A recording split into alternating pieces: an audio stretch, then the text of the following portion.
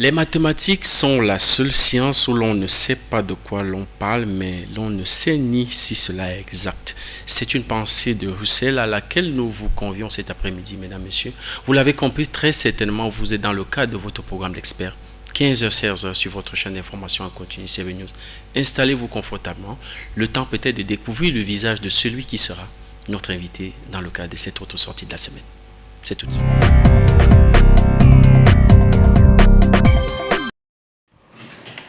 Un idéaliste de plus, pourrait-on déjà penser à ce niveau? Sa jeunesse et sa fraîcheur font bien présager un rêveur. Le pire, c'est que le numérique et lui font désormais corps, au point où son ordinateur portable ne le quitte presque jamais. Son bureau, où il passe la quasi-partie de son temps lorsqu'il n'est pas entre deux avions, est devenu son second domicile. Omer Zan, qui porte fièrement la casquette d'ingénieur statisticien, doublé de sa longue expérience dans les organisations non gouvernementales, fait certainement partie de ces travailleurs acharnés qui n'ont pour seul leitmotiv que de changer le monde. Changer le monde pour écrire son histoire. Changer le monde pour poursuivre au-delà de ses intérêts propres celui de l'homme.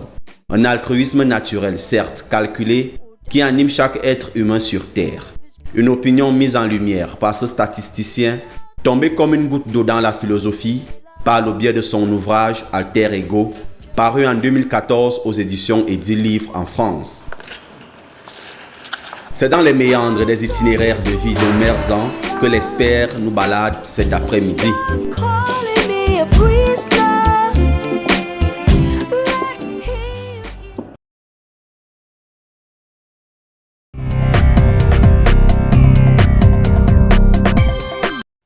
Merci à toi Christian pour cette belle présentation. Vous l'avez très certainement compris, il s'agit d'Omer Zan. C'est avec lui que nous aurons le temps de passer les 52 prochaines minutes dans le cadre de ce programme d'experts.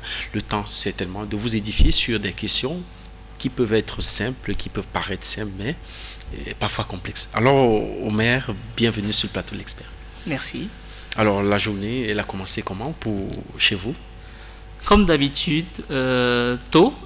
Et danse du coup jusqu'à ce que je me présente dans votre studio, en laissant un peu de côté certaines activités pour passer une heure de temps avec vous. Alors ça nous fait toujours plaisir de recevoir des jeunes dont le profil pourrait édifier d'autres jeunes qui nous regardent certainement dès le petit écran, pas seulement, mais également une certaine tranche, leur donner encore cet espoir dans un pays où très souvent on se demande si quelques-uns n'ont pas perdu l'espoir. Alors rapidement, lorsqu'on parle d'un ingénieur statisticien, c'est quoi un ingénieur statisticien? Qu'est-ce qu'il faut pour devenir ingénieur statisticien? Voilà, très belle question. Un ingénieur, c'est quelqu'un qui... c'est un profil en fait qui est plus pratique qu'autre chose. Donc l'ingénierie statistique, les deux ingénierie plus statistique mis ensemble veut dire juste quelqu'un qui sait concevoir, organiser et analyser les chiffres. On peut dire que la mathématique, c'est la base d'un ingénieur alors. Absolument, absolument. La science fondamentale de l'ingénierie statistique, c'est effectivement la mathématique. Mais cette citation avec laquelle nous sommes entrés, les mathématiques sont la seule science où l'on ne sait pas de quoi on parle, ni si ce qu'on dit est vrai. Que pensez-vous de cette pensée de Bernard Russell? Elle m'interpelle d'autant plus qu'on dit que, certains caractérisent la statistique comme cette science-là qui peut dire du faux en la maquillant de chiffres. Donc cette pensée révèle bien que les chiffres alignés sans un ordre logique ne veulent rien dire. C'est quand on essaye de leur attribuer un ordre ou qu'elles prennent du sens. Donc c'est un peu comme ça que je vois cette très belle citation du reste. Alors, à quel moment est-ce que le statisticien prend possession des chiffres?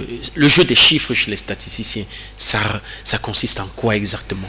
Tout le monde est habitué à se dire que c'est des gens qui maquillent, qui arrondissent les bords. Absolument. Il faudrait un peu édifier l'opinion là-dessus. Peut-être que je vais parler pour être plus simple de la production statistique. Je pense que pour bien comprendre cette science entre guillemets ou cette pratique, il faudrait voir un peu le processus de production de la statistique. En fait, tout phénomène produit ce qu'on appelle des données. C'est-à-dire que vous, ici, dans votre studio, juste avoir à la fin du mois le nombre d'émissions produites, c'est déjà fait de la production statistique.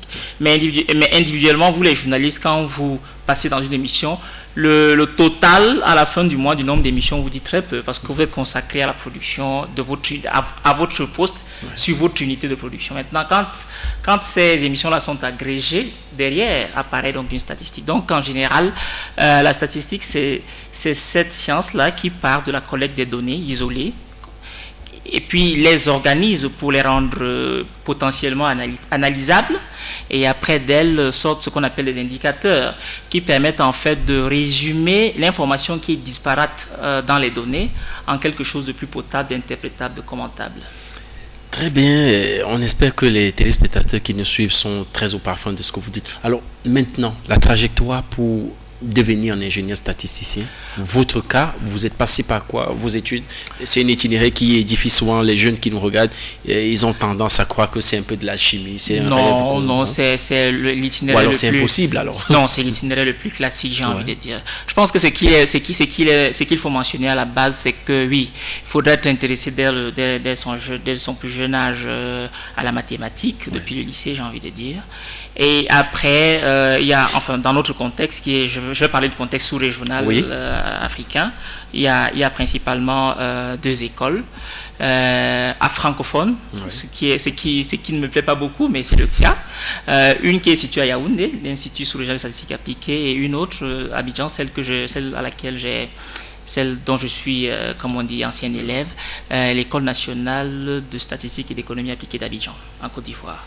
Donc, c'est ces écoles-là qui accueillent des bacheliers de scientifiques à la base, qui présentent un concours d'entrée qui est, ma foi, très sélectif, et lesquels les candidats qui sont retenus sont dispatchés dans ces écoles-là. Il y a aussi des cycles qui prennent des étudiants de Bac+2, scientifiques aussi, et des cycles qui prennent des étudiants de licence en économie et en mathématiques.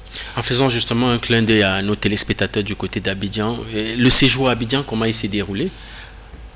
J'ai passé 2 années d'études à Abidjan. Je pense que, enfin, marqué, on va dire en 2004 par la crise sociopolitique que connaissait le pays, mais dans l'ensemble, au vu de la qualité de notre encadrement dans l'institution et puis de la vie sociale elle-même qui était à la fois animée, disons que je me suis bien fondu dans la Côte d'Ivoire, principalement dans la ville d'Abidjan, où il n'y a aucune différence entre un Camerounais et un Ivoirien, si ce n'est l'accent des uns qui est plus prononcé que les autres, et voilà. Et une fois sorti donc, de cette école qui a fait de vous cet ingénieur statisticien, c'était quoi votre parcours? Oui, en fait, la fonction publique camerounaise, normalement, recrute directement tous les promotionnaires des écoles que j'ai citées. Et de là, ils ont une carrière de cadre de la fonction publique qui s'ouvre à eux. Bon, moi, je n'ai pas eu comment on peut dire, je suis devenu fonctionnaire, naturellement, comme tous les autres, mais pendant 2 années seulement, où après j'ai demandé une bourse du gouvernement camerounais pour continuer mes études à l'extérieur, en France, pour me spécialiser beaucoup plus sur les questions d'économie de la santé. Je n'ai pas obtenu cette bourse d'ailleurs, mais j'ai quand même eu la permission d'aller continuer mes études ailleurs sans bourse, à mes propres frais, ce qui était déjà pas mal. Et après, donc, je me suis rendu à Clermont-Ferrand, en France, pour faire un master en économie de la santé.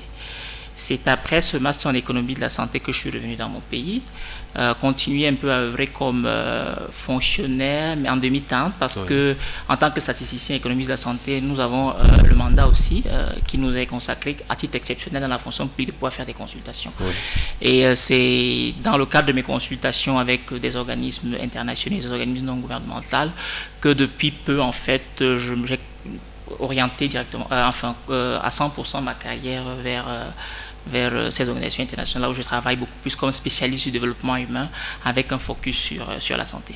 Alors, comment vous avez pu faire ce cloisonnement entre le statisticien que vous étiez, ingénieur sorti, et finalement embrasser l'économie de la santé? Qu'est-ce qui vous a guidé, orienté finalement vers cette voie-là? C'est une très bonne question. Je pense que cette orientation a été double. La première, c'est qu'elle était professionnelle d'abord, parce que tout de suite après mon intégration dans la fonction publique, par un heureux hasard, mon patron d'antan me confiait beaucoup plus des questions, des dossiers sur la santé.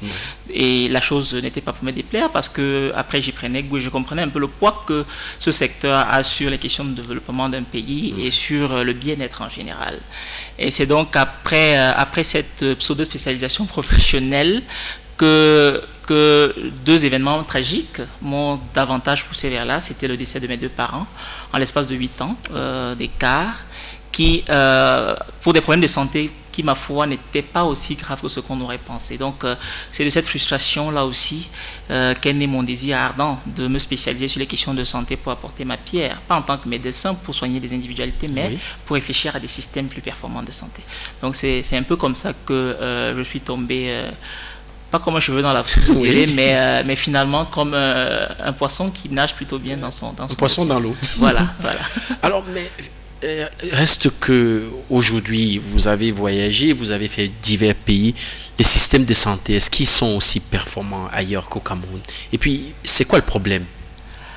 Voilà, donc, vous parlez de performance du système de santé. Oui. Voilà, donc, et en quoi est-ce oui, s'il faut parler de performance des systèmes de santé, je pense que dans notre contexte, on a du chemin à faire pour vraiment être classé de système performance.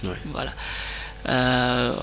Vous me demandez ce qui se passe ailleurs. Bien sûr, il y a quand même il y a une certaine linéarité dans les problèmes de santé dans notre continent, pour me spécifier sur le cas africain, mais avec des efforts quand même différents d'un pays à un autre. C'est le cas de dire que deux dimensions sont de plus en plus vues quand on parle de santé. La première, c'est l'offre de soins, l'offre de santé. Quand elle est bien étoffée, c'est un pas, mais un seul. Parce qu'après, il y a d'autres pas à franchir, qui sont ceux-là qui regardent le système plus grandement et adressent même les questions de demande des soins de santé par des incitations et d'autres mécanismes qui permettraient à la fin d'avoir ce qu'on appelle une couverture sanitaire universelle. Une couverture sanitaire universelle qui veut dire en fait que chaque citoyen qui a un besoin de santé réel devrait trouver l'offre qui lui permette de se soigner convenablement et de ne pas s'appauvrir du fait d'avoir accédé aux soins. Voilà, ça c'est un peu ça. Mais à côté de je suis un peu réducteur en parlant du système de santé comme un système qui ne produit que des soins. Il y a aussi la santé préventive qui permet de prévenir, exactement, de prévenir le cas fatal qui est quand la maladie s'est déjà présentée, qui est celui dans lequel la maladie s'est déjà présentée. Et en plus, il y a cette interrelation qui existe entre les secteurs, entre plusieurs secteurs. Par exemple, le secteur éducatif, je vous dis qu'il influence beaucoup le secteur santé, c'est-à-dire qu'une population mieux éduquée normalement est de santé meilleure. De même, une société qui a un système de protection sociale plus avancé aura moins d'incidence dans ce qui est réservé à accueillir les cas qui sont déjà tombés dans la maladie. Donc voilà un peu.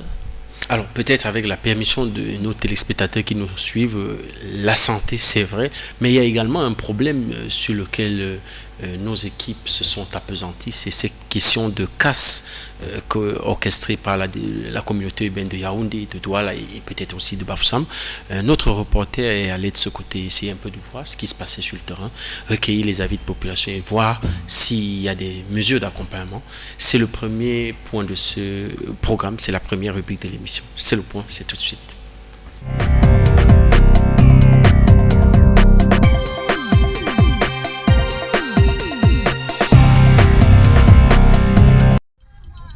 Rendu plusieurs jours après les casses fortement chahutées de Tchimevuna, ici au quartier Vokatang Nambala à Yaoundé, la situation est restée inchangée.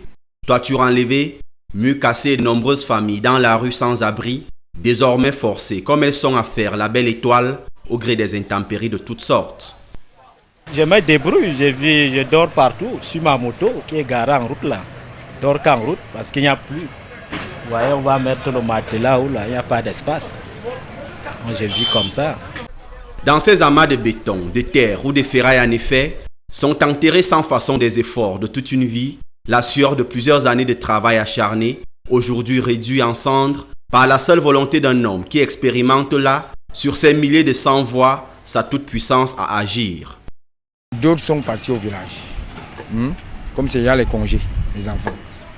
Mais vous êtes obligés, toi et ta femme, vous ne pouvez plus rester dans la même chambre. Vous êtes obligés de vous camoufler, d'autres dorment au canapé, ainsi de suite. Il n'y a plus de choix. Moi-même de revendiquer, il n'y a pas. Voilà donc le pays qu'est venu défendre à grands frais Issa Chirouma le 24 mai dernier en réponse au rapport sur le recul des libertés au Cameroun produit par l'ONG Freedom House. Un pays capable de jeter sans élégance aucune sa population dans la rue, un pays capable d'abandonner à sa merci ses valeureux citoyens sans lesquels son existence n'aurait aucun sens, un pays froid face à la douleur de son peuple, c'est ce pays-là qu'on dit soucieux du bien-être de sa population et du respect de ses droits. Comment y croire? On a le sentiment en fait que les lois qui ont été votées pour encadrer ce genre de procédures sont bafouées. Et c'est ce qu'il en est. On a l'impression en fait qu'on n'est pas protégé par ces lois. Les populations sur le plan moral et nous particulièrement dans la famille, nous le vivons tellement mal parce que contrairement à beaucoup d'autres familles qui ont été touchées ici, on aura également à exhumer nos deux parents qui sont enterrés ici depuis quelques années déjà. Donc c'est pas psychologiquement, c'est très mal vécu. Et également dans notre sentiment patriotique, c'est quelque chose qui est également très dur à vivre. On le voit donc clairement qu'améliorer les conditions de vie de cette population n'a en réalité jamais été au rang des priorités de ce gouvernement qui semble plutôt prendre du plaisir devant la douleur de ce peuple. Les barbaries et autres violations impunies de Tchimiévouna en sont une des nombreuses évidences.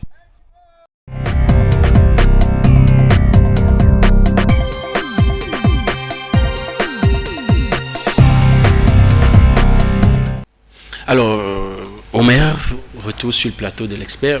Vous avez suivi ce reportage de Christian Essimi. On parle de la recherche de bien-être pour les populations, entre cet impératif de développement, de rechercher le bien-être des populations. Il y a toujours le juste milieu à aborder.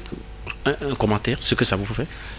Ouais, le commentaire que ça me donne, c'est triste déjà de voir des personnes qui sont délogées par la manière forte de leur lieu d'habitation qui... ma foi, c'est des lieux de résidence, je pense, peut-être décennaux et ainsi de suite. C'est assez choquant. Mais derrière, je vois, voilà, c'est des choses qui peuvent se prévenir. Voilà, c'est quand on pense l'organisation de la cité urbaine, à la base, il ne faudrait pas laisser les choses arriver à ce point et venir pour éviter après de venir avec la manière forte pour réorganiser la cité. Donc derrière je vois enfin une étape qu'on a manquée qui est celle de l'anticipation. Et aujourd'hui on en est à la réparation par la force, mais maintenant des mesures d'accompagnement peuvent être prises pour éviter que les gens se retrouvent à la belle étoile comme les témoignages que nous avons vus. Mais j'espère que les personnes responsables de ces opérations-là y pensent et donneront à tous ce dont ils ont droit en tant qu'être humain. J'ai une question particulière que je voudrais vous poser justement avant de sortir définitivement de ce reportage. Cette question d'exhumer les corps des parents de ces enfants, par exemple, qui sont nés sur ce terrain, qui savent qu'ils sont de là. Est-ce que psychologiquement, c'est pas un problème de santé publique finalement qui est reposé sur la table? En tant que... Bon, je ne suis pas médecin, je suis juste économiste de la santé. Peut-être que les médecins sauraient mieux sauraient mieux prodiguer des conseils sur des mesures à prendre pour que si exhumation il y a, que ça se passe selon les règles d'hygiène et des règles de santé, bien sanitaires idoines. Dans le cas d'espèce, je laisserai vraiment les médecins en parler, mais j'espère que ces corps qui sont enterrés devraient être exhumés, que ça se passerait dans dans des conditions les meilleures. Alors, revenons à vous, Omer, puisque c'est vous qui êtes notre expert dans le cadre de ce programme. Je rappelle à ceux qui nous prennent à l'instant que vous êtes l'auteur d'un ouvrage que vous venez de commettre. Vous avez commis en 2014. Absolument, ça fait 2014, 2 ans. Oui. Alter Ego pour le naturel altruisme. D'abord, le titre. Il est philosophique. Oui, le titre est philosophique, mais mon intention n'était pas de faire un livre de philosophie. Mon intention était de raconter l'altruisme par de petites histoires pour que chacun s'identifie dans ce concept qui me plaît beaucoup, ça je dois l'avouer. Et le titre Alter Ego est venu j'ai envie de parler un hasard. Vous savez que dans le processus d'écriture d'un livre, vous donnez au moins 10 titres dans le processus d'écriture. Je pense que celui-là est celui qui a retenu le plus mon attention et qui, pour moi, fédère tous les textes et toutes les histoires que je raconte dans les pages que vous avez eu à découvrir. Alors, finalement, autour de vous, on voit plusieurs casquettes. Ingénieur statisticien, économiste de la santé, par la suite écrivain. Comment vous organisez, comment vous gérez tout cela et d'où est venue l'envie d'écrire? Voilà. Mais écrivain, ce serait dire que j'ai embrassé une carrière d'écrivain et que j'entends m'y maintenir. Je pense que ça part d'un hobby. En plus de votre profession, vous avez certainement d'autres hobbies, M. Thierry Eba. Tout à fait. Moi, je pense que l'un de mes hobbies, c'est l'écriture. C'est d'avoir ces flashs d'inspiration et d'avoir le souci de les noter et après de les organiser en un texte en y donnant beauté et sagesse. Et l'ouvrage en lui-même, si on vous demandait de nous amener dans... Qu'est-ce qu'il raconte? Voilà. Le livre en lui-même raconte, comme j'ai dit, de petites histoires qui, depuis le prologue, définissent d'abord ce que c'est que l'altruisme, ce que moi je comprends enfin ce que je donne à ce concept. Pour moi, c'est juste une attitude qui peut être citoyenne, qui consiste à intégrer autrui dans sa pensée, son observation et son action. Donc à partir de là, vous comprenez que le livre alors s'inscrivait dans une dynamique où je voulais que dans chaque acte que je pose, qu'il soit virtuel, comme la pensée, l'observation, ou plus pragmatique ou plus réaliste, tel qu'une action, comme telle que mes actions professionnelles, que derrière j'essaye d'évaluer, m'auto-évaluer ou évaluer dans ce que j'observe s'il y a suffisamment de l'autre dans cette pensée, dans cette action-là. Donc c'est un peu le fil conducteur, si vous voulez, de cet ouvrage de 218 pages qui, du coup, retrace un peu mon vécu depuis ma terre natale, qui est le Cameroun, puis mon expérience dans le reste de l'Afrique et après en Occident. Il y a 2 thèmes qui ont retenu notre attention, équité et géopolitique de ma rue. Ces 2 thèmes, qu'est-ce que vous avez voulu mettre en relais finalement lorsque vous parlez de l'altruisme, équité, c'est 2 concepts qui ont tendance à vouloir se rapprocher. Absolument. Mais ce que nous observons, nous sommes plus dans une société, le chef de l'État l'a souvent décrié, où c'est les individualismes, c'est les égoïsmes qui finalement prennent souvent un tout petit peu le dessus. Absolument.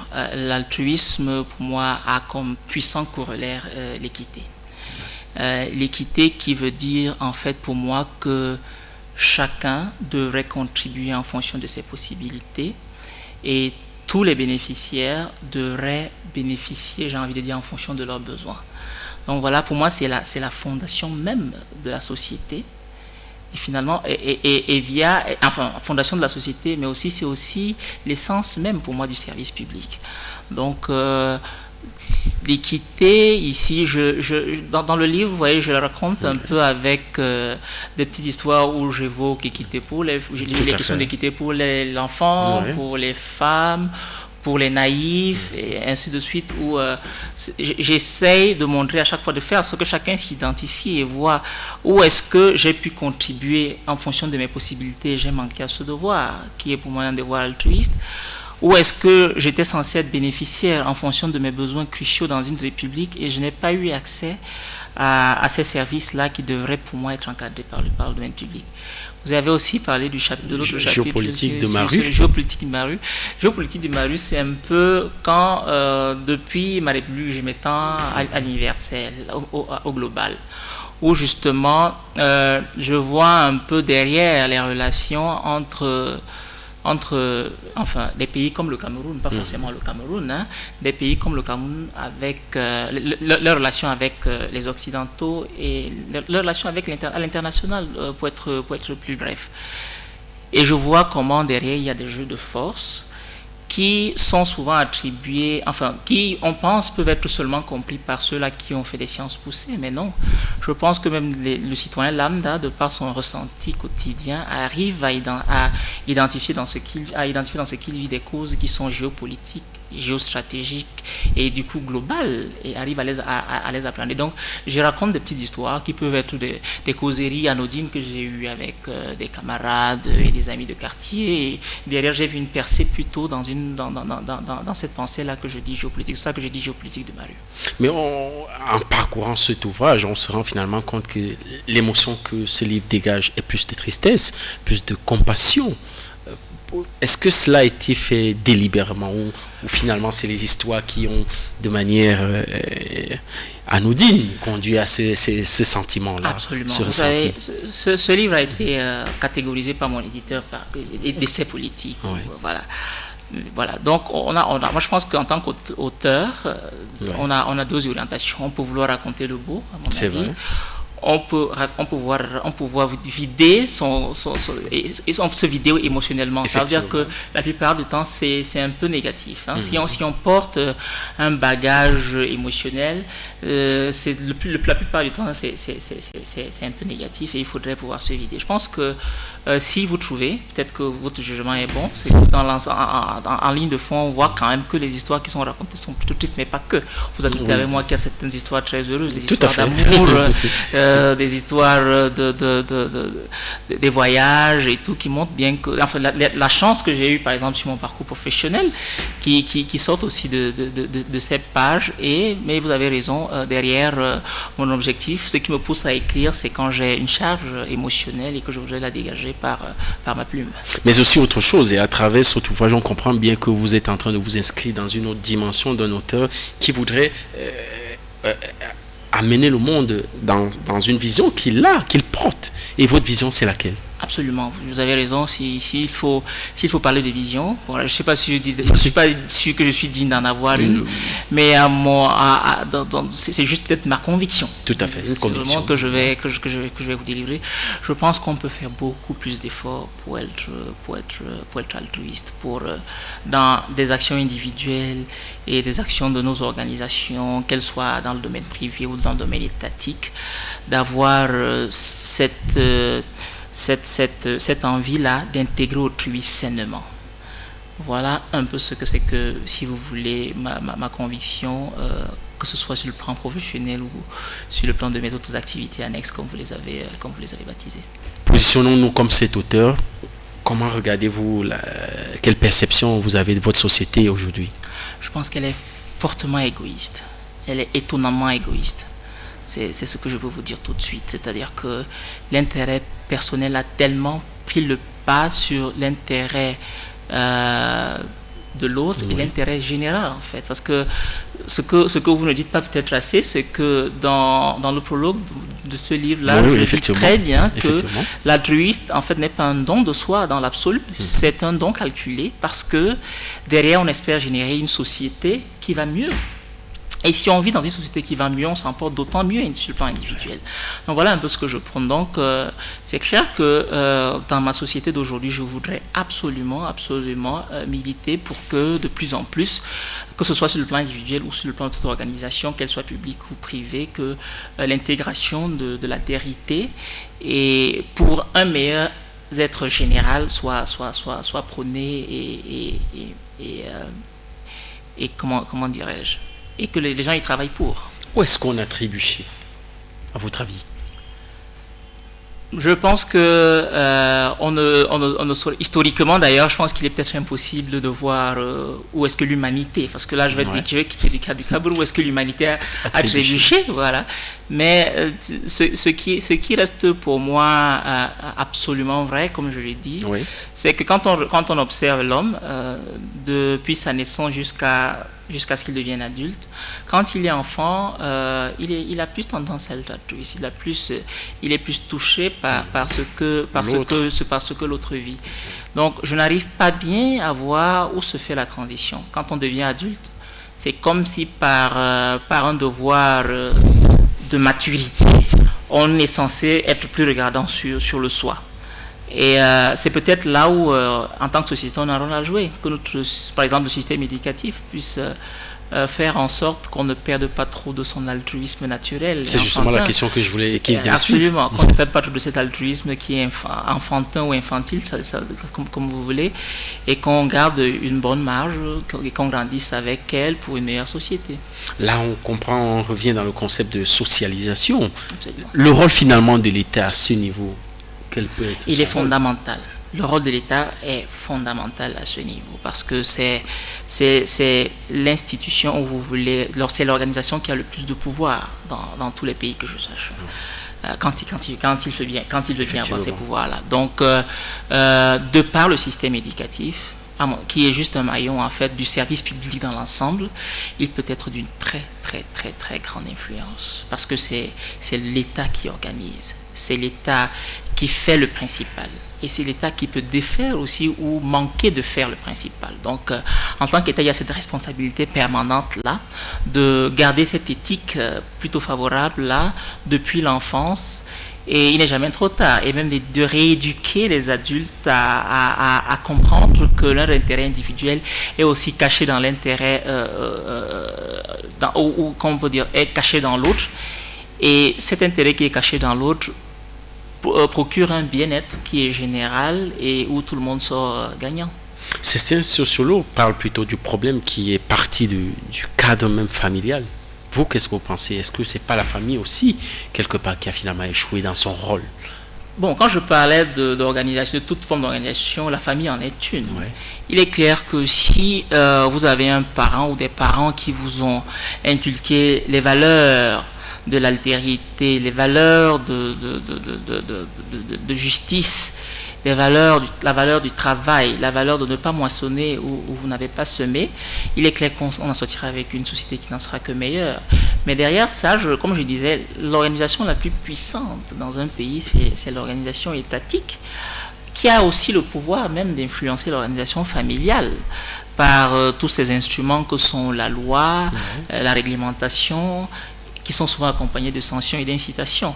Ce qui montre que l'État, à mon avis, peut jouer un rôle crucial pour favoriser toutes les autres formes d'organisation pour que d'elles jaillisse une société dans l'ensemble qui est meilleure pour tous.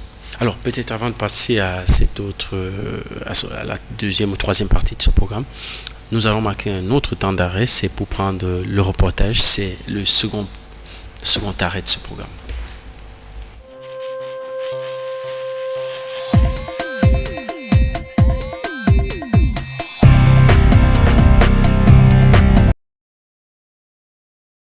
Dans le fleuve sans fin des procès et condamnations de la fameuse Opération Épervier, offert depuis une décennie d'années en spectacle mortifère à un peuple avide de sang, le cas Jean-Marie Atangana Mbara apparaît aux yeux de beaucoup comme l'ultime frontière vers l'abîme de cette justice dont beaucoup fustigent avec grande force les dérives, les approximations et les outrances. Rappel des faits, au croisement d'une séquence particulière de l'histoire politique et morale du Cameroun, où, jamais autant que par le passé, la capacité de l'État à dire le droit, à séparer le bon grain des livrets, à établir la ligne de rupture entre le bien et le mal, n'a été autant contestée. Il y a eu une décision de justice du tribunal de grande instance de Fondi, 3 mai 2012, qui lui était favorable. Elle ne lui a pas profité dans la réalité. Il a eu pour lui en sa faveur la collégialité de la Cour suprême. On a vu ce que ça a entraîné. Donc, est-ce que sa situation peut être empirée par quelque chose d'autre? Jean-Marie Atangana Mbara donc, au confin d'une représentation du monde qui vaut au Cameroun depuis quelques années d'être régulièrement condamné sur la scène internationale, non pas tant pour le fond des affaires qu'il juge, mais presque toujours sur la forme. Il en avait été ainsi de Michel Thierry Atangana en avril 2014, sèchement défendu par le groupe de travail des Nations Unies contre la torture et les détentions arbitraires, autant que pour l'avocate Lydienne Eyoum, dont le président affirmait pourtant goguenard, se rendre disponible à examiner les possibilités d'un élargissement. La justice a suivi son cours, la Cour suprême a pris une décision. Je verrai ce que je pourrais faire, si tel est le souhait de l'intéressé. Et si la Constitution me donne les moyens de faire quelque chose, c'est de bon cœur que je le ferai. Le moment venu. Une prise de parole publique qui avait clairement enraciné dans l'esprit de beaucoup le niveau d'intrusion élevé qu'a le président de la République en personne sur le fonctionnement et donc les dysfonctionnements de l'appareil judiciaire. Il tient donc à M. Mbara d'en expérimenter l'étendue jusqu'aux confins de l'absurde en offrant son corps supplicié à la terreur froide de cette prison centrale de Kondengui, d'où il ne ressortira peut-être plus jamais libre et sans doute même vivant.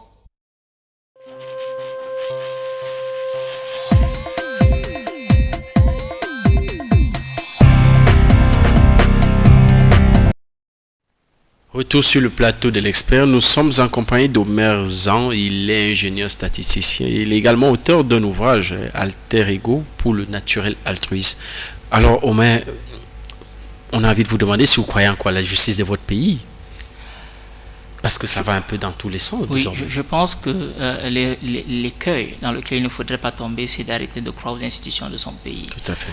Je pense que ce en quoi il faut croire, c'est en leur amélioration. Oui, c'est ça. Donc c'est comme ça que c'est dans cette vision-là que je m'inscris. Et je pense que le système judiciaire de mon pays est perfectible. Et le souhait qu'on a, c'est qu'il au fil des années, acquiert sagesse et surtout dise le droit comme il se doit. Alors, je voudrais peut-être qu'on laisse un tant soit peu l'ouvrage pour revenir sur les statistiques, les stats, comme beaucoup aiment si bien les appeler. C'est quand même des éléments fondamentaux qui permettent d'appréhender un certain nombre de choses, aussi bien dans la lisibilité, même dans l'évolution des volumes et dans différentes situations. Vous, le statisticien, au quotidien, c'est quoi son travail? Bon, avant, je vais peut-être répondre au premier volet de votre question, oui, qui est quelle est l'importance de la statistique dans la société. Non, écoutez, elle est fondamentale. Depuis les écrits bibliques, quand on met dans ces histoires-là, qui sont peut-être mythologiques, déjà l'organisation de recensement, on veut décompter les âmes qui vivent sur un espace donné. C'est tout dire. C'est-à-dire que l'intérêt d'agréger, de savoir combien on est, ce que nous sommes et ce que nous faisons, par le chiffre, est un besoin qui existe depuis que le monde est monde. Donc aujourd'hui, même il prend de l'ampleur parce que je ne pense pas qu'un pays puisse se développer sans un appareil statistique fiable et performant. Aujourd'hui, j'en suis à penser cela. Donc, je pense que dans tous les programmes de développement dans lesquels les pays s'inscrivent, il est à mon avis fondamental de penser à la production de l'information statistique, à un système de production fiable et soutenu qui permettrait de rendre disponible l'information chiffrée, statistique à tout moment. Si vous et moi, nous convenons très bien et nous voyons à la lumière de ce que vous décrivez si bien, quelle est même la place que devrait occuper la statistique. Mais qu'est-ce qui fait que le retard qui est observé dans les pays africains, pour la plupart, il faut dire les choses telles qu'elles sont, dans cette évolution-là, on a peur des chiffres, comme peur de dégager des éléments pourtant qui seraient utiles pour la marche vers ce développement. Non, je ne pense pas que ce soit c'est que le problème soit dans la peur du chiffre. Non. Ouais. Je pense que c'est dans les priorités. C'est-à-dire que dans nos pays, dans certains pays africains, on n'a pas encore compris qu'il faudrait accorder le niveau de priorité idoine à la production statistique. À chaque fois, on réfléchit comme si le plus urgent, c'est d'affecter les ressources dans d'autres domaines que ceux de la production des chiffres et des statistiques. Alors que, à mon avis, vous savez, la production des chiffres, des statistiques ne coûte pas tant que ça. Oui. Si on arrivait juste à lui donner la part qui lui revient et qui permet d'illuminer le reste de l'action publique et de l'action même dans le secteur privé, ce serait tout bénéfice pour tout le monde et les retombées seront, à mon avis, très claires. Donc, c'est juste peut-être que, je ne dis pas que les États n'ont pas compris, mais n'ont pas encore, j'ai envie de dire, perçu de manière suffisante le niveau de priorité qu'il faudrait accorder à la production de statistiques pour servir le développement pour lequel tout le monde essaie d'œuvrer. Alors, finalement, à côté de quoi est-ce qu'on passe? On passe à côté des mauvaises prévisions, on passe à côté des erreurs d'évaluation qui sont coûteuses, parce que ne pas, par exemple, connaître le chiffre exact de sa population. Et que derrière, on a par exemple un programme de santé qui voudrait cibler par exemple tous les enfants de moins de 5 ans et qu'on ne sait pas, à un moment où on se trompe de beaucoup sur cette estimation-là. Vous comprenez que derrière, il y a une implication budgétaire. C'est-à-dire qu'on voudrait mettre de côté des ressources pour adresser les besoins de cette tranche d'âge-là, mais on ne sait pas combien ils sont. Combien est-ce qu'il faudrait provisionner pour subvenir à ce besoin-là, par exemple? Voilà une question à laquelle on n'arrive pas à répondre. Après, on peut se tromper de 5, 10%, peut-être 20% sur ce chiffre. Ça veut dire qu'on a, de manière erronée, alloué peut-être 20% des ressources à ce secteur-là en déficit ou en excédent. Dans les deux cas, c'est très malheureux parce que quand c'est en déficit, ça veut dire qu'on n'atteindra pas toute la cible. Quand c'est en excédent, ça veut dire qu'on a alloué à un problème des ressources qui sont oisives, alors que d'autres secteurs, par exemple, n'ont pas eu suffisamment de ressources. Donc vous comprenez bien que par l'exactitude et le caractère, comment on peut dire ça, prévisionnel de la statistique, quand on a un bon appareil statistique, on se trompe moins, on alloue mieux et on développe plus vite, à mon avis. Est-ce que le choix, parce qu'on voit de votre option dans l'économie de la santé, est-ce que c'est plus dans le domaine de la santé finalement qu'économique? Parce qu'on a désormais plus l'impression qu'il y a des questions de développement et les questions sanitaires où les statistiques, on en a véritablement plus besoin que sur le champ économique au départ sur lequel la statistique était même produite. Non, voilà, justement, la statistique ne se confine à aucun domaine. La statistique est universelle. C'est pour ça que je ne sais pas, vous ne m'avez pas posé la question, mais dans les couloirs, quand je revenais avec vos collègues, je leur ai dit que pour moi, la formation de statisticien est une formation de généraliste et que derrière, comme des personnes comme moi, par exemple, qui s'intéresseraient à l'économie de la santé ou aux statistiques de la santé, prendraient un peu comme les médecins savent le dire, une certaine spécialité. Mais à la base, la statistique est universelle. Elle répond à toutes les dimensions et à tous les secteurs.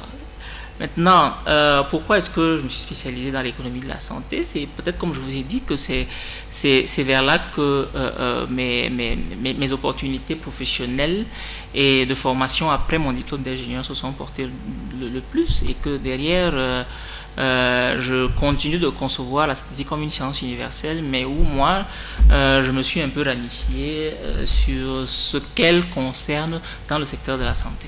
Mais si on cite très bien que la statistique est universelle, qu'est-ce qui fait dans les exigences d'un diplôme forcément scientifique ou l'entrée dans cette formation? Donc peut-être qu'il faudrait que je me corrige ici et que je dise qu'elle a une application universelle. Ah oui. Mais il est clair donc que pour être... Bon, moi je reste convaincu que toutes les filières de la formation générale peuvent avoir une continuité dans le domaine statistique. Ça, j'en suis aussi convaincu que vous. Tout à fait. Bon, mais c'est que j'ai observé, par l'observation, il se trouve que les métiers de la statistique, c'est des métiers qui intéressent plus les scientifiques, enfin au niveau secondaire, les scientifiques du niveau secondaire. Ouais. Et c'est aussi, on va dire... comment on peut dire, une perception générale de dire que comme il s'agit de chiffres, il s'agit de modèles, il s'agit de manipulation, de formules. Alors ceux qui ont déjà un background qui un peu les prédisposés à ce genre d'exercice sont les mieux placés pour avoir un tel profil plus tard. Donc, mais je suis d'accord avec vous que dans son application, c'est clair qu'elle est universelle, même dans l'adoption de ce, enfin, comme dans la construction de tels profils, il est clair qu'on peut l'élargir au-delà des profils de sciences de base et permettre aussi peut-être que des littéraires un jour produisent la statistique. Et d'ailleurs, on dit que tout le monde en produit, hein. Même les bails à faire, comme le disait le de quartier, quand elle fait sa petite comptabilité et puis derrière, quand elle comprend qu'aujourd'hui je peux essayer de pousser le prix plus haut ou comme je vois la demande très grande, je dois pousser le prix enfin, quand la demande est vaste, je pousse le prix plus haut. Quand la demande est faible, je dois le pousser en bas. Elle fait un peu de statistique. Ah oui. Voilà. C'est de l'application statistique, évidemment. C'est évidemment. de l'application statistique, absolument. Qui est fait à un niveau où parfois c'est... Basique, parfois même... Très basique. Parfois, c'est des dames qui n'ont aucune éducation formelle au sens formel, hein, mais qui arrivent à percevoir ces choses dès qu'elles savent compter et lire. Alors aujourd'hui, quels sont les fondamentaux qu'il faille pour finalement booster le développement avec l'application scientifique dans les pays tels que le nôtre? Le développement de la statistique, vous entendez? Oui. Absolument. Je pense qu'il faut d'abord que, comme je vous ai dit, que ça entre dans les priorités, les vraies, de l'État, et que derrière, on sait ce qu'il y a comme investissement à faire. Il s'agit d'investir dans la ressource humaine dans ce domaine. Il s'agit après d'organiser un service public dédié à cela. Et il s'agit aussi, enfin, cette organisation ne devrait pas seulement être par la création des instituts nationaux de la statistique, mais aussi de savoir que dans chaque administration, par exemple, il est toujours bénéfique d'avoir un statisticien au sein de chaque organisation, au sein de chaque ministère, avec un vrai pouvoir d'influence, cela dit. Et que derrière cela, donc, que les budgets soient alloués aux opérations de collecte, d'organisation et d'analyse des données pour que derrière l'information ressorte. Ça c'est ce qu'on peut comprendre du coup. Mais à terme, et j'ai envie de dire même que de manière peut-être même plus urgente encore, il faudrait que la production de l'information statistique entre dans la routine de l'administration. Parce que c'est là où les changements même sont le plus opérés. Est-ce que l'organisation administrative permettent que de manière routinière, l'information statistique soit produite et de manière récurrente. Donc voilà un peu quelques pistes qui permettraient en fait, à mon avis, de confirmer le niveau de priorité que l'État accorde à la production statistique et derrière, de voir comment, à la fin, cette production-là permet d'avoir un impact sur la qualité des politiques et sur le développement dans son ensemble. À ce jour, à quelle proportion se retrouve la ressource humaine même dans le domaine statistique? Vous estimez ça à peu près à combien? Est-ce qu'on en a assez au Cameroun? Je n'ai pas de chiffres, mais ce que je sais, au vu de ce que je vous ai décrit, que si on voudrait avoir pour ambition que chaque administration au niveau central et peut-être même décentralisé ait un profil de statisticien au moins, et que à ce profil-là des moyens soient donnés pour qu'il fasse son travail selon les règles de l'art, comprenez que on est très loin du compte. On est loin du compte. Peut-être pas très loin, mais on en est encore loin. On en est encore loin de toutes les façons. Alors, la dernière rubrique de ce programme, avant de l'entamer, nous allons d'abord basculer sur la rubrique découverte. Vous connaissez certainement le Cameroun, vous avez voyagé à travers le monde, mais Armand Tepenon nous amène à la découverte de quelques chutes, c'est des merveilles de la nature, c'est du côté du sud, nous le suivons de toutes les façons, c'est tout de suite.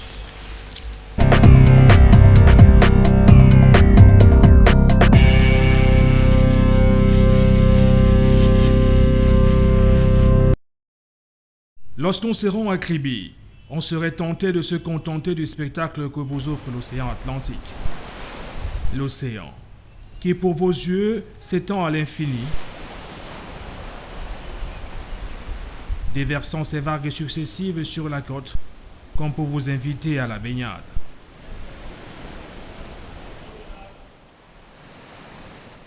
Mais visiter Kribi sans aller voir les chutes de la Lobé serait une grossière erreur. La Lobé et ses chutes, uniques au monde. La Lobé, un régal pour les visiteurs d'un jour et les habitués de tous les jours. Ici nous sommes aux chutes de la Lobé. Derrière moi c'est les rapides. Donc ici, quand les touristes arrivent, on les accueille au parking, là où vous avez garé. On accoste là-bas, en face. Là-bas, on peut marcher, voir l'île des crabes, la pierre des sirènes, peut-être longer pour aller peut-être saluer Papa Eko Roosevelt, parce que là-bas, c'est le chef du village. Je trouve ça très merveilleux. Donc c'est un endroit qu'on peut venir se distraire là-bas, où on peut prendre de la joie. Les habitants de la localité ont depuis fort longtemps fleuré le bon coup. Ici, c'est une véritable industrie qui se met progressivement en place. Étancher sa soif à un coup, regardez les chutes de plus près. Aussi, emporter avec soi un souvenir vaut son prix. C'est les coquillages. Ça sort en mer. Ça, il y a souvent la chair là, c'est mangeable aussi. C'est à peu près comme les escargots. Donc on appelle ça escargots de mer. Les prix, il y a différence des prix. Il y a pour 500, il y a 2000, il y a 1000 francs discutables. Il y a parfois, je vends mes 1000 francs quand c'est dur. Parfois, c'est bon, 4000 par jour, c'est bon. Vous pouvez aussi vous essayer à la pêche sans aucune garantie de succès. Il y a de l'activité au niveau des chutes de la Lobé, des femmes qui vendent des coquillages de l'autre côté, mais il y a aussi là-bas des jeunes filles qui pêchent, peut-être pour la distraction. Une activité économique qui s'organise donc autour de l'océan Atlantique. Et vous avez derrière moi un patrimoine de l'UNESCO. Les fameuses chutes de la Lobé, on dit d'elles qu'elles sont les seules au monde dans ce genre de phénomène. Il faut rappeler que c'est de l'eau qui vient des fleuves et qui se reverse dans la mer à travers une chute. Avec les mutations en cours à Kribi, nul doute que cet endroit que d'aucuns pourraient envier au Cameroun n'a pas fini de vous émerveiller.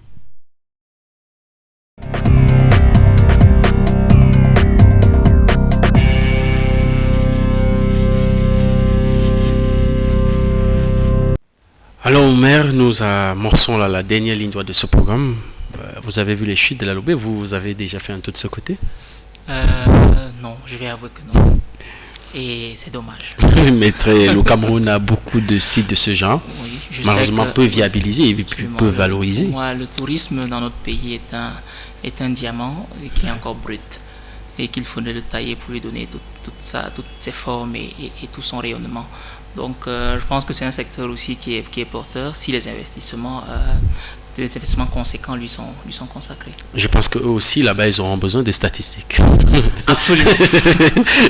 Alors, Omer, la dernière rubrique, là, c'est les 3 dates. Les 3 dates, c'est forcément 3 dates qui vous rappellent de bons et parfois de mauvais souvenirs. 3 dates, c'est 3 dates qui sont assez importantes et significatives dans votre vie. La première que vous nous avez confiée, c'est 1990. Que vous rappelle cette date? Cette année-là me rappelle, comme on dit souvent, le vent de démocratisation qui a soufflé un peu dans les pays africains. Pour moi, c'était l'ouverture d'une nouvelle page. Après la chute du mur de Berlin. Voilà, après la chute du mur de Berlin. Pour moi, c'était l'ouverture d'une nouvelle page, une nouvelle opportunité de voir nos États encore si jeunes à cette époque-là embrasser un outil qui est à la fois salutaire et délicat. Donc pour moi c'était un pas qu'il fallait prendre et qui avait été pris à ce moment-là, et pour le jeune garçon que j'étais, c'était significatif. Partisan de la démocratie alors, ou fervent même? Voilà. Il y a beaucoup qui disent qu'ils auraient souhaité que nous restions dans nos traditions africaines avec nos royaumes, et un peu comme ça se passe dans les chefferies traditionnelles, quoi. Je pense qu'il n'y a pas de différence entre l'organisation de la société quand on va traditionnel entre guillemets, et la démocratie. À mon avis, c'est un outil qui est universel, qui se pratique à des degrés divers, mais enfin, il n'y a qu'une seule démocratie, et cela s'entend. Il n'y a qu'une seule démocratie qui se pratique à des degrés divers, mais vers lequel il faut tendre vers l'exercice de la démocratie, de ce que j'ai appelé même dans Alter Ego, la démocratie la vraie. C'est-à-dire celle-là qui permet que tous les piliers de la démocratie soient omniprésents. Donc, c'est ça. La seconde date, la deuxième date, c'est 1914, février 1914. Oui, c'est peut-être que je pense que je partage la joie de ce jour avec beaucoup de citoyens au Cameroun, en Afrique et dans le monde, où Nelson Mandela sort de prison. Tout réellement, oui, après qu'il ait passé 27 ans. Après 27 ans, mais il sort pour justement donner vie à la démocratie sud-africaine. Ouais. Il sort de cette prison pour reluire l'image de la race noire qui, comme on le sait historiquement, a été teintée de toute autre couleur que cette belle couleur qui est le noir. Et donc derrière cette libération, c'est un mouvement historique qui a bouleversé, mais dans le sens positif, à la fois les mentalités et les systèmes. Très très émouvant, et on rappelle qu'il y a juste quelques années, il s'est éteint. Oui, malheureusement, bon, aucun homme n'est éternel, mais Nelson Mandela, pas une monument. Nelson Mandela, c'est une figure vivante de l'histoire, de celles qui ne mourront jamais. Donc, vous pouvez, en tant que chair, l'homme s'est éteint, mais en tant que valeur, en tant qu'icône, il restera pour toujours. La dernière date que vous nous avez confiée, c'est le 15 octobre 2002. Que vous rappelez le 15 octobre 2002? Voilà, vous direz que j'aime bien sortir par les portes tristes, mais ça me rappelle le décès de mon père, M. Tekombon Étienne, qui, après avoir eu un parcours dans la vie que je qualifie d'exceptionnel, s'est éteint ce jour-là. Mais c'est après sa disparition que j'ai compris et j'ai pu assimiler toutes les valeurs qu'il a passé tant de temps et d'efforts à reléguer à sa progéniture et à son entourage de manière générale. Donc c'était un mal pour un bien, j'ai envie de dire, un mal où je perds un être cher, mais un bien où ça me révèle la qualité de l'homme qu'il a été et toute son influence sur ma personne. Et aujourd'hui, l'image que vous gardez de lui, c'est laquelle? C'est l'image forte? C'est une image qui inspire en permanence. C'est une image qui me laisse aussi reconnaissant de ce père, mais de cet homme en général qui avait autant le souci de faire le bien, d'être très altruiste. Je pense que mes premières comment on peut dire ça, ma première influence altruiste vient de celui-là, de mon père qui avait ces valeurs-là, j'ai envie de dire. Alors il y a beaucoup de jeunes qui nous regardent, c'est par là que nous sortons ce programme. Si on vous demandait c'est quoi votre message à l'endroit de ceux-là qui vous regardent? Déjà, votre credo quand vous vous levez le matin, qu'est-ce que vous dites? Qu'est-ce qui vous donne la force chaque jour d'aller de l'avant? Et ils ont besoin d'avoir ça, d'être galvanisés chaque jour par des aînés qui peuvent les tenir par la main, tels que vous. Voilà, aînés qui peuvent tenir par la main, je n'en suis pas sûr. Je ne suis pas aussi sûr que je représente déjà un exemple qui permettrait d'inspirer les autres, mais tout modestement, je vais dire à tous ceux qui sont plus jeunes que moi, comment on peut dire, de promouvoir certaines valeurs en eux-mêmes. C'est un exercice personnel qui, je pense, sont les valeurs du travail ardent, j'ai envie de dire. Deuxième, qui sont les valeurs de l'altruisme, qui est un concept, à mon avis, qui est très simple, mais qui est simple, qui est facile à incorporer quand on comprend juste que en soi, on a soi-même et autrui. Merci encore, Mère Jean, d'être passé sur le plateau de l'Expert. Et merci pour la richesse et la clairvoyance de vos propos qui ont certainement édifié les téléspectateurs qui sont restés scotchés devant leur petit écran. C'est moi qui vous remercie. Alors merci mesdames, messieurs, chers téléspectateurs. Merci à toute l'équipe technique qui nous a permis de vous retransmettre en direct ces images derrière votre petit écran. Nous sortons toujours par ce conseil. Si vous désirez quelque chose que vous n'aviez jamais obtenu, vous devriez accomplir une chose que vous n'aviez jamais accomplie.